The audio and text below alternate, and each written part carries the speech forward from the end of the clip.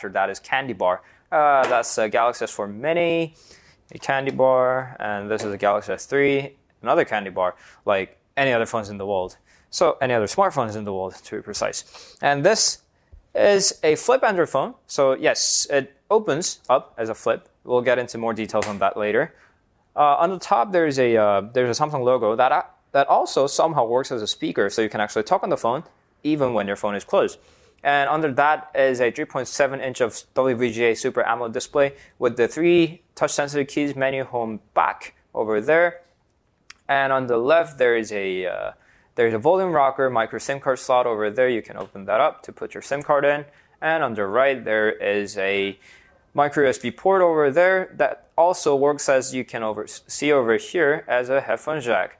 Yes, the micro USB port works as a headphone jack, just like we've seen on the older devices like HTC Touch Diamond. You would need an adapter to plug your usual 3.5 millimeters of headphones, or you can use a Bluetooth if you feel like it. And there's a power key, of course, to wake and lock your phone. And there is a micro SD card slot that is expandable up to 64 gigabytes. And on the back, there is a 8-megapixel camera with the LED flash over there, autofocus, of course, and this is, of course, an LTE-capable device, and a speaker locates over there. And taking off the battery cover, give us a good look of battery.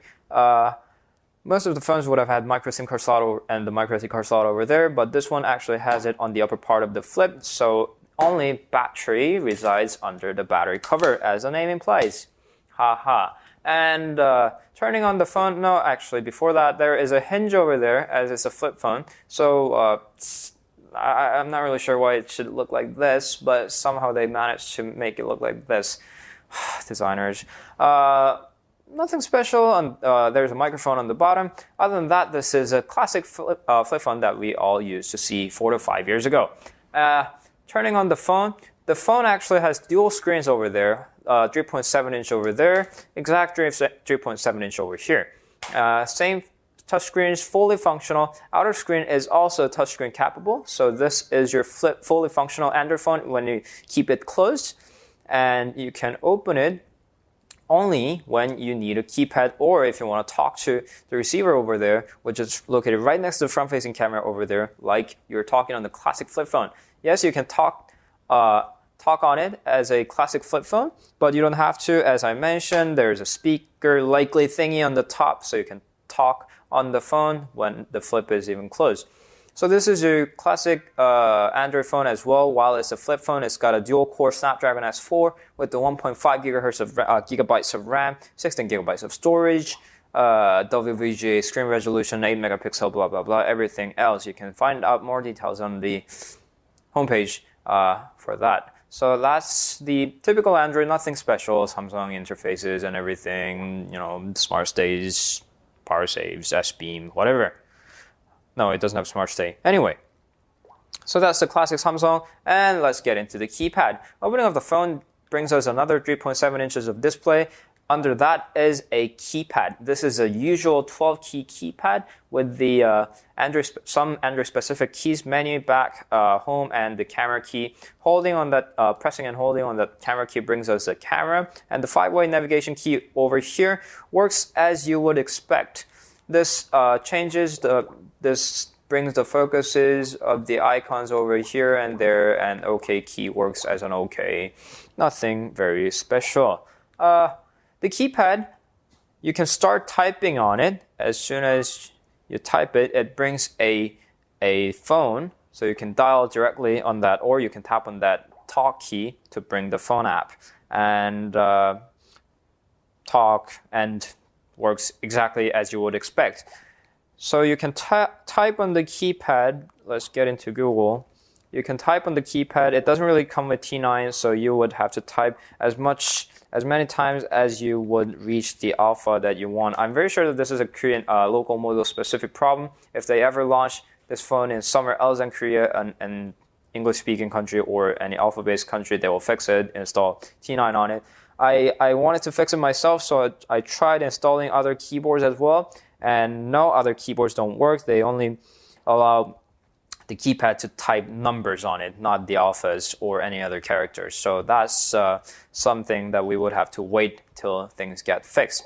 So do we really have to open this phone every time we use this phone? The answer is, of course, no. It's fully functional when the flip is closed, so you wouldn't have to open it unless you have to. But then why are there a keypad, and why did they make into this flip in the first place if you don't need that? First of all, this is as the naming implies, this is called Galaxy Golden. It's for the golden age people, for the elderlies of the society. So the people who still, no, not still, that doesn't sound right. The people who are yet to get used to the touchscreen interface over there. So although the touchscreen interface is not really popular among everybody, there are some people who still want the keypad, who are not exactly get used to the flat touch buttons on the screen. So that's the people that Galaxy Golden is aiming for, and they're doing extremely good. Surprisingly, there are basically no stocks on the market these days. They're selling really well. I don't know why, but they're doing really great. So would you still want this if you're not an elderly? I guess so. You could. This is probably the only flip phone in the market that's got Android, a very usable with an Android phone with a good spec that looks somehow very obviously different than your friend's phone. So while everybody else has a candy bar looking Android phone, you want something that looks different. This definitely looks different at a very pricey price tag. So would you be willing to spend $750? That's how much I pay for this phone. Maybe, but I wouldn't pay that much for the Android flip phone. But if this ever gets any cheaper than that, you could get it. Although you're sacrificing the size of the screen and all the other fancy functions of the Galaxy S4, LTEs and everything, this could work if you want something that looks radically different than most of the phones in the market. So that was Galaxy Golden. And thank you always for subscribing my YouTube channel and liking my Facebook page. And I'll see you guys in the next review of whatever that will be. Thank you always for watching, and goodbye.